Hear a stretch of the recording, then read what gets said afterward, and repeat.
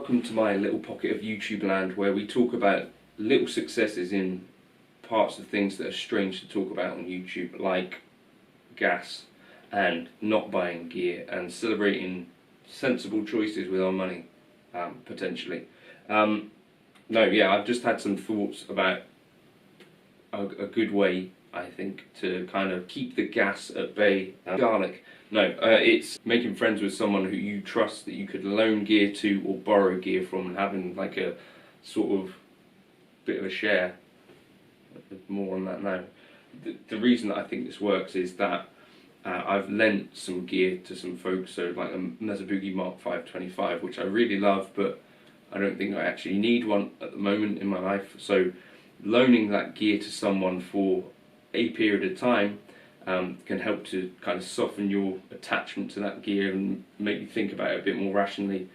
And the other thing is that borrowing gear off other folks can, instead of you having to buy pieces of gear to get these kind of new feelings about gear, you can use a friend's gear instead, and you can then talk about that gear with them, and it's maybe a way to distract yourself from spending money that you shouldn't or don't have. Now, if you've got loads of money, then you don't need to worry about it, do you?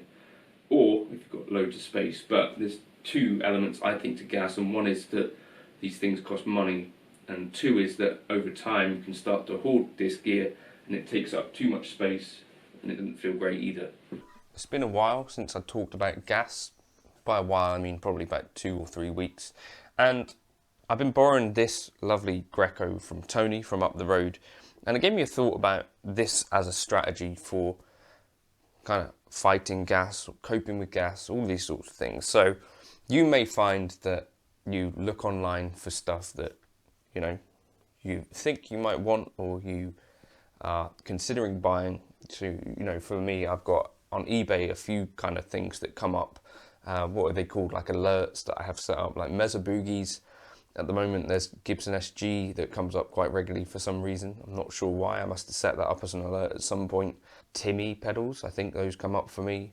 There's a few bits and pieces. What that shows to me is that as time passes, my interest in some of these specific pieces of gear kind of fades away.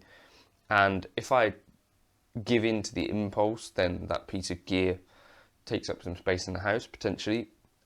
It could be a piece of gear that I really like, or it could be a piece of gear that I'm sort of ambivalent about, or a piece of gear that I can't wait to sell, like the PRS DGT that I had. One thing that we could do to stave this off is to make friends with people who have similar interests to us. None of these are specifically guitar-y problems, it's just that we have a way to solve them that some other people don't. So you could borrow gear or lend gear to friends.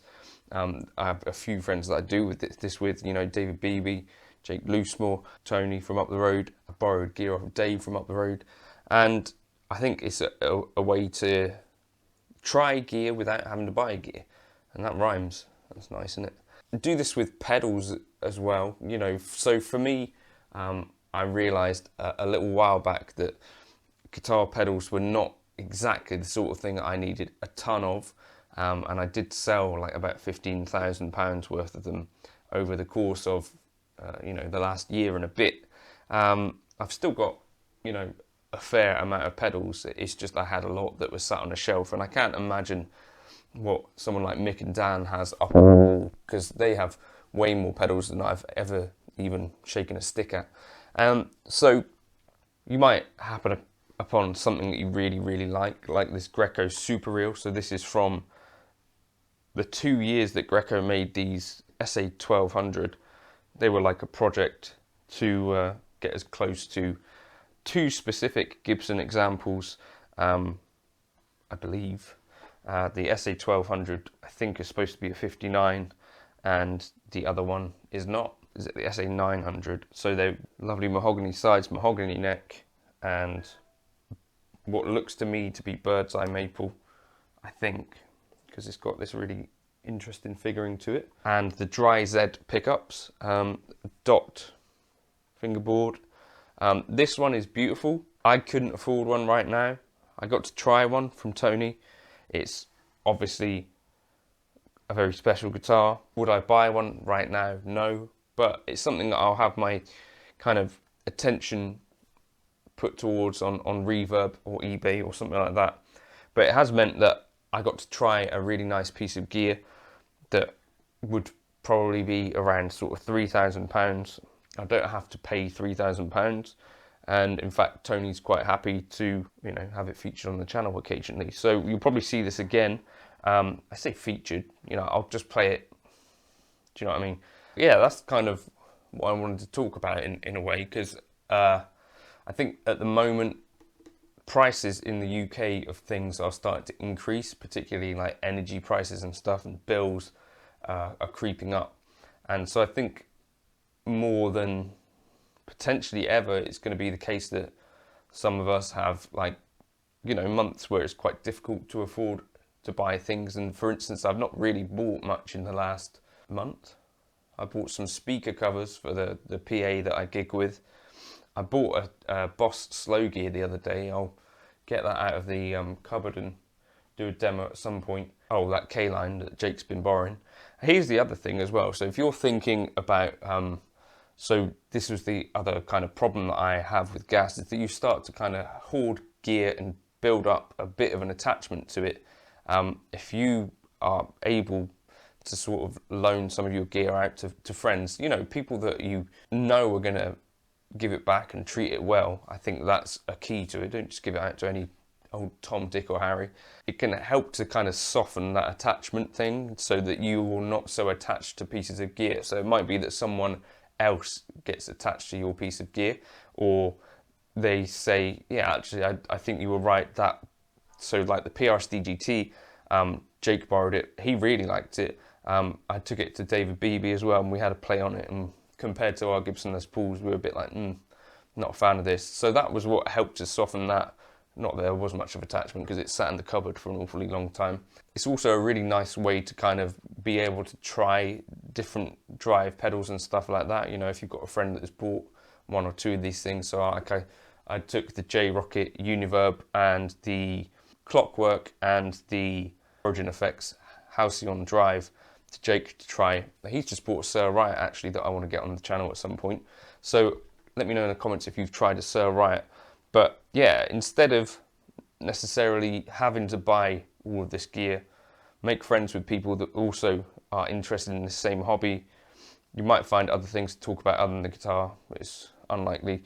But it can help maybe in those moments where you were thinking about that custom shop Fender Strat.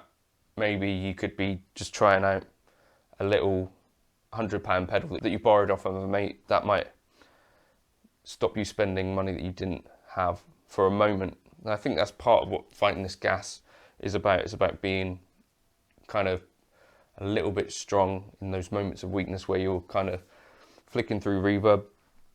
I'll say it now, by the way, there is a Reverb affiliate link for me, which I'll put in the comments.